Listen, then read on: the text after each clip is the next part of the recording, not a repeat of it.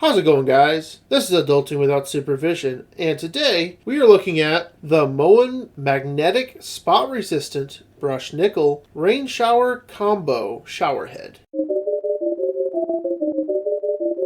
So to start off, we need to remove the pipe tape from the old shower head. At first I used a flat-headed screwdriver, but then quickly figured out that was stupid. So I switched over to my copper cleaning tool. Once I had it looking pretty good, I grabbed some rubbing alcohol and a paper towel and cleaned away anything that was left behind. Then just wrap on the new pipe tape. You do want to make sure that it's going in the same direction as the threads. Now we're ready to screw on the adapter that allows the shower head to rotate. So far, hand tightening everything together seems to be more than adequate to getting the job done. For the hose, it's pretty simple. All you have to do is push in these rubber gaskets and screw it on. Now this is where it starts to get really cool. So the removable head is attached by this magnet and stays in place thanks to this hook. And believe it or not, it is stronger than it looks. Well, that's it for now. If you guys liked the video, please remember to like, comment, and subscribe. We'll see you later.